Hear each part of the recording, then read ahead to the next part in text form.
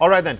The rolling coverage continues here on News 9. And first up, let's tell you the biggest breaking development that we're tracking at the top of this news wheel, which is that Prime Minister Narendra Modi has in fact begun that high-level meeting with the tri-services chiefs. This high-level meeting with the Army Chief, the Air Force Chief and the Navy Chief has in fact commenced. Prime Minister Modi meeting the tri-services chief, and of course you've got Chief of Defence Staff, General Anil Chauhan, who's also part of this meeting. So tri-services chiefs and of course the tri-services chiefs and the CDS also met and called upon the Raksha Mantri, Union Defence Minister Rajnath Singh at his official residence here in the national capital. Now Prime Minister Narendra Modi chairing that high-level meeting with the Army Chief, the Air Force Chief and the Navy Chief, reviewing the Operation Sindoor and its aspects as well. Some of those visuals of the Defence Minister, Raksha Mantri Rajnath Singh, with the tri-services chiefs and the Prime Minister sitting all together, decoding and discussing as to what needs to happen next. The top-level security meet that took place at Prime Minister Narendra Modi's residence. Some of those file visuals are on your screens as well. But that's the latest that we're bringing to you. The Prime Minister's residence is now conducting that meeting of the tri-services chiefs and of course headed by the Chief of Defence Staff, General Anil Chauhan. And even as we bring you these updates, Pakistan has now closed its airspace.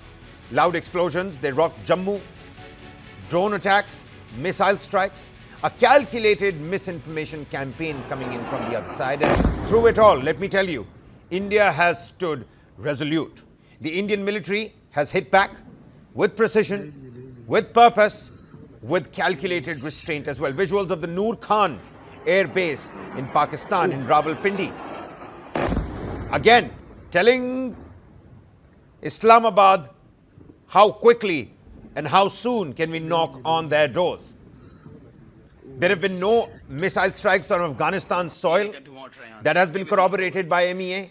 And this is the Sargodha Air Base that you're looking at as well. So you've got the Noor Khan, Sargodha Air Base, 4 different Pakistani air bases that have been targeted in Indian retaliatory strikes. There has been no damage to Indian military bases, according to the Ministry of Defence. The lies, the misinformation, and all that manufactured panic coming in from Pakistan is all fake.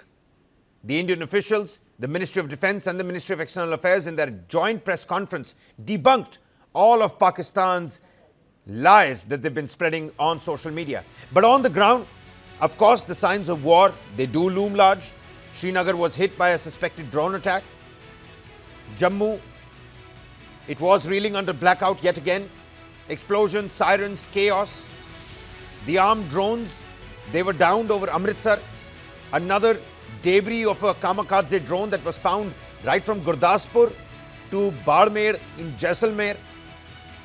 The civilian areas are also being shelled in Jammu and Kashmir's Samba district. And it seems a new red line may have been crossed. This is the Indian attack on a terror launch pad, on a terror hub that you see on your screens in Luni in Sialkot.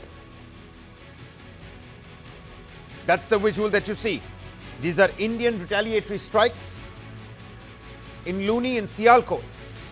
Because Pakistan has been using civilian flight routes as well to shield hostile activity. This has been corroborated by Colonel Sophia Qureshi, flanking the Foreign Secretary Vikram Misri on one side with Wing Commander Vyomika Singh on the other. And Wing Commander Vyomika Singh also telling the media and the world at large that the S-400 aerial defense systems of India have not been hit.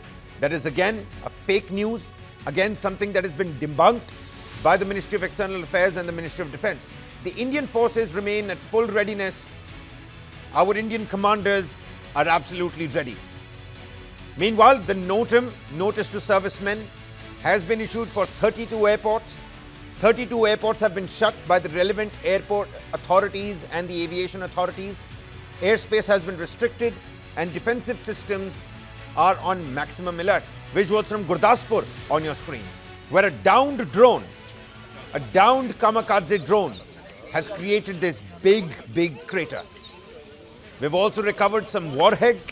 Of course, forensic analysis is still due Local authorities and officials have reached to those spots, right from Gurdaspur on your screens to, like I was mentioning earlier, Barmer and Jaisalmer as well. And this drone debris, the sirens that one can hear, the military briefings, the press conferences, a deadly game of provocation at the hands of Pakistan. A deadly door that they've opened and a deadly war game that they've walked right into. India's proportionate response, it has been quite constant so far, but for how long? Is this going to be a turning point in South Asian, India-Pakistan fragile peace?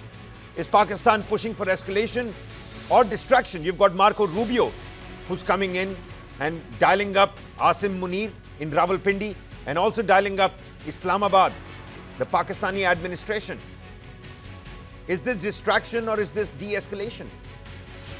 And if we were to play the war games that we are looking at the moment, how long will India play by the rules?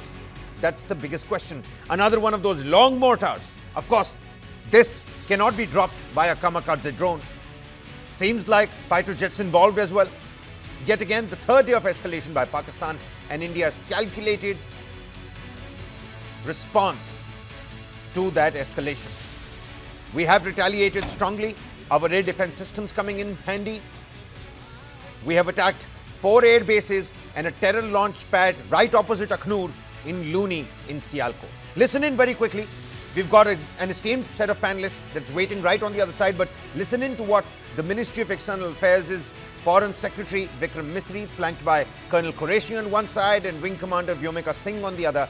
What did they have to say on this special briefing on Operation Sindoor?